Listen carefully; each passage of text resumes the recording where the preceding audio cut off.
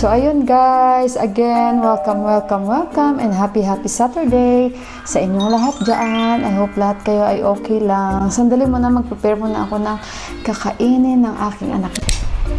Gumawa na naman ako ng pasta. Kain tayo. Yan yung spring roll ko. I'm very happy guys kasi alam nyo, anytime na gusto kong gumawa like spaghetti, alam ko na guys yung idea. Kaysa bibili ako nung binibili ko, diba, ang mahal. Ito na yung snacks namin ni Johan, oh.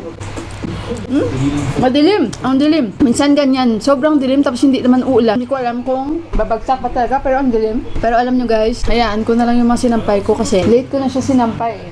Alam nyo niluto ko? Sibuyas lang to, ginisa ko, and then walang bawang kasi wala na kaming bawang. Yung sausage, 3 piraso na natira. Ito pa yon, inubos ko dito, pinaghiwa ko bilog-bilog. Kaysa sa bibili pa ako, magagastos pa ako, di ba?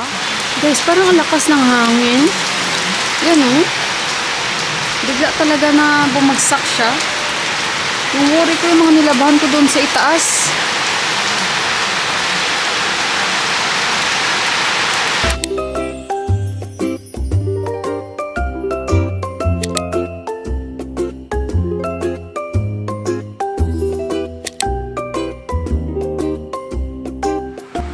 Tingnan nyo, yung mga itotrabaho, nagtakbuhan sila. Doon na side, may araw. Yung mga nagtatrabaho, nandun sila sa parang may bahay dun.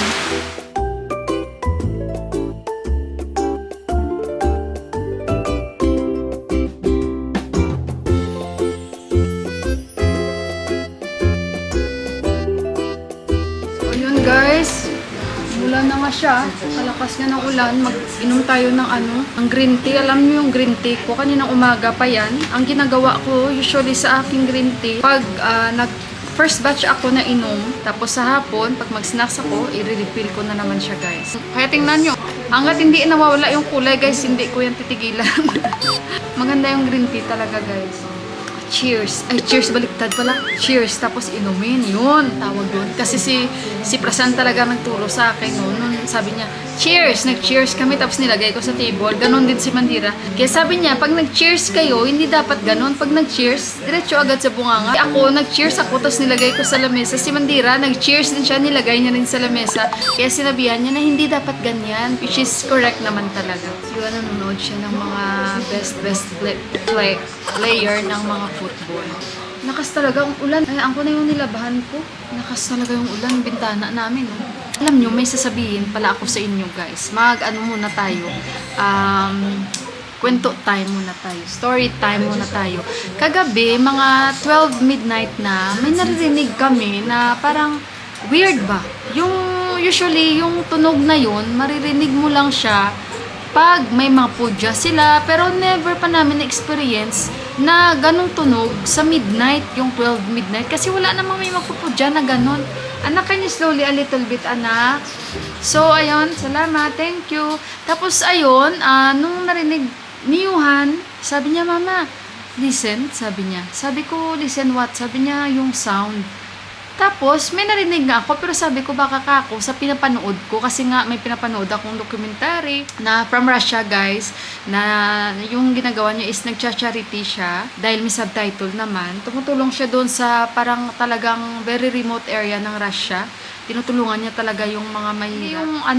Yung tinutulungan niya yung may mga sakit talaga, yung kailangan dalhin sa doktor, yung mga lumpo, tinutulungan niya talaga. Tapos yung may mga asawa na sinasaktan ng mga asawa din nila. So gusto ko manood ng mga ganyan, gusto ko talaga kasi parang gusto ko rin malaman anong buhay meron sila sa village ng ganyang lugar. Parang kayo din guys, gusto nyo rin malaman kung anong buhay meron dito sa Nepal at sa village din, 'di ba? So ganun tayo minsan, parang na-curious tayo. So habang nanonood ako, nung sinabi sa akin ni Johan, makakako sa pinapanood ko. Sabi niya, stop that one please mama. Nung in-stop na, ngayon tuloy-tuloy pa rin yung parang yung tinuturutot nila kasi parang shell yun eh. What did you call that one, anak? Sangka. Yung parang shell yun guys na i-blow nila yun. Nakita nyo na ata sa mga vlogs ko na pag nag-start sila ng pudya nila, parang tinuturutot nila yun. So, ganun. Nung after nun, si Deepak, tinatanong din namin, may sinend siya ng ibig sabihin. Pero, nahihirapan na kami ni Yuhan umintindi sa ganun, guys. Parang siguro si Deepak, mahirapan din siya mag-explain sa amin. So, kanina, tinanong ko siya kung ano bang ibig sabihin. But before yan, guys, nagising kami dahil maaga pa lang may nagdo-doorbell dito sa bahay namin. Ngayon, nagising kami, siguro mga pasado alas 8:30. Kung hindi pa nag-doorbell, hindi pa kami nagising talaga. Ngayon, nung nagising na kami, tinignan ni Deepak sino nagdo-doorbell, parang wala namang tao, maya-maya sumigaw. Yung pala ang pari nila, naghihingi na ng mga pera-pera. Kasi, nung kagabi pala guys, yung ginagawa nila is to remove evil spirits, bad spirits daw. Kaya sila naglibot sa buong parang barangay dito at para mag-pray. Ganun daw sila. Kasi usually guys, katulad niyan, parang every year may pumupunta dito sa kada bahay, nakilala na namin yun. Na-vlog ko na rin yan guys sa inyo. Pera pa yung mga monks guys, hindi natin alam kung totoo ba yan sila. Pero pera pa yan sila, meron talagang pumupunta na kilala na yan namin, na bitbit niya ang sako lagi, na pumupunta siya sa kada bahay-bahay. Understood na yun namin na kailangan namin magbigay ng pera, bigas, or ano man ang gusto namin ibibigay. Pero kailangan may pera talaga yun at may kasamang bigas. Dahil sa temple nila yun dito yan. Kasi yan ay pagdating doon, according naman sa kanila yan, pinagpipray nila yun, yung kada bahay na kinuhanan nila. Kilala na yan sila, parang kumaga legit yan sila, hindi yan sila yung parang nagpapanggap lang. Legit ba? Na talagang dito yan sa community nila. So, hindi na natin siguro talagang maintindihan o hindi rin kayo makakarelate kung ikukwento ko sa inyo kung ano-ano pa. Dahil nga, syempre, hindi naman ganun yung paniniwala natin, di ba? So, to ano lang sa inyo, parang, ano bang tawag dun, guys? Maano ko lang sa inyo ba? Ma-address ko lang sa inyo yung mga ganung, ano nila, yung mga gawain nila na parte pa ng paniniwala nila. So, ayun guys, kanina, akala ko ngayon nagdo-doorbell si Ama. Kasi ganun usually yung time na pagdo-doorbell niya, di ba? So, kanina hindi pala siya. Kaya, nabangon na rin ako at tiningnan ko kasi kako baka si Ama ang nagdo-doorbell kasi ganong oras yun siya pero nung tinignan nga ni Deepak, nung una wala, nung tumalikod na siya yun, sumigaw na. Kaya naglanghap-langhap, kaya naghanap-hanap si Deepak, mabuti na lang may change ako, pero hindi niya binigay yung mga vibes. Ganon sila guys sa kanilang mga pare-pare pag nagbigay sila. Dahil kagabi na weirdan lang talaga kami niyon, parang nakakatakot din. Totoo yun guys, na parang natakot ako kagabi sa tunog na yun. Yung parang, 12 midnight? Sabi ko kayo, may nagpupudya anak? Sabi niya, I don't know. Parang weird ba guys yung ganun? Pero party kasi yun ang paniniwala nila guys kaya hindi ko maintindihan. Pero parang ang weird lang talaga kagabi ng sound na parang sabi ko, parang nakakatakot naman. Pero hindi ako nagpalata kayo. Or hindi na tayo sanay kasi syempre, pero sila parang understood na nila yun na ganung oras. Nag-ikot talaga hanggang doon, narinig ko talaga. Guys, nandito ako sa baba kasi ang suot ako ng boots. Yung aming, yung labas namin, nag-swimming pool na naman. Grabe yung ulan. Teka lang guys, kuha lang ako nito kasi wawalisin ko yung sahig namin. Tapos kuha ako ng payong yun. Nagboots ako kasi yung taas namin, yung drainage namin. Nagbaha Ito yung hindi maganda dito sa amin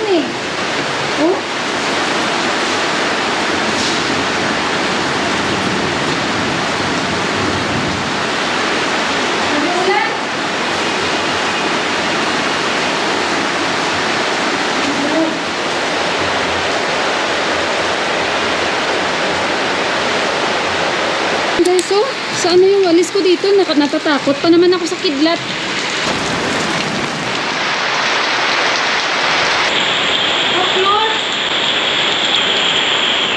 Grabe yung baha doon, sa aming daanan, Oh my God!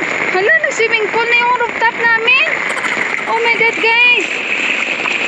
Ang lalim,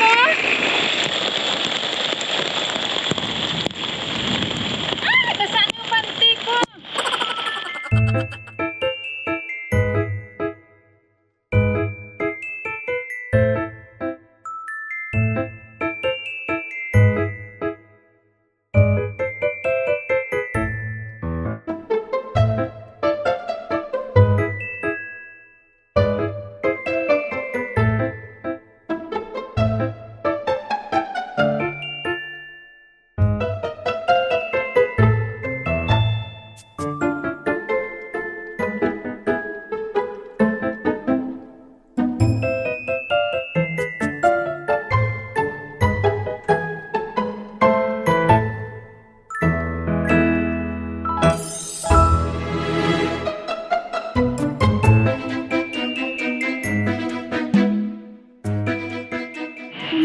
Grabe, nabasa ako guys. Basa.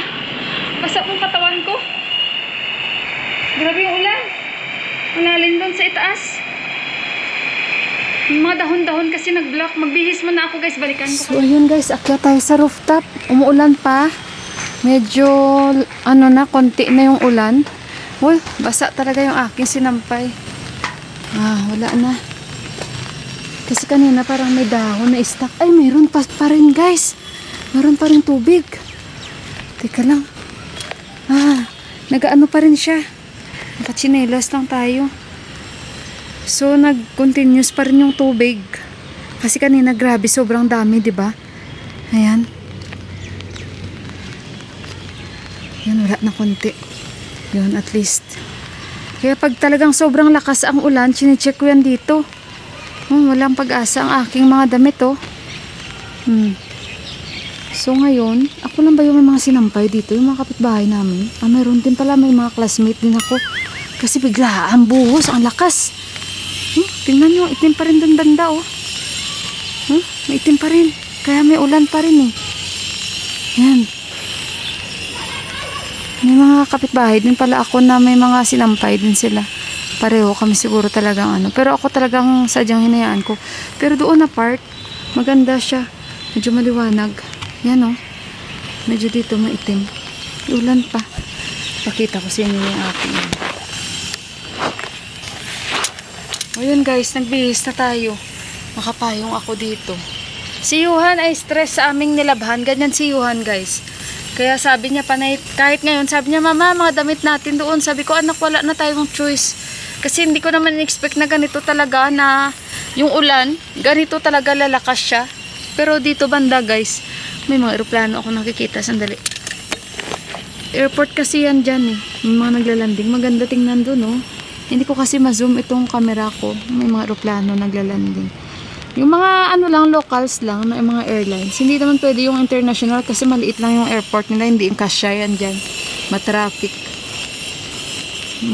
Ganda dun banda, oh. Kung makikita nyo yung view nya. Ganda tingnan. Wala ka naman makikita sa view namin dito guys. Kasi napalibutan lang kami ng bundok. Mga bundok. Yan. Diba? Yan. So ayun guys. At iyan ko na yung aking vlog for today. Maraming salamat pong muli sa inyong lahat. And salamat sa mga oras na binigay nyo para lang mapanood itong vlog ko na naman. And again, thank you so much. God bless you all and I love you. Ingat kayong lahat guys. Bye-bye. So baba na tayo. Sandali. Hindi na rin ako magdi-dinner. Hindi na kami mag-dinner kasi busog na kami. Ayan. Bye!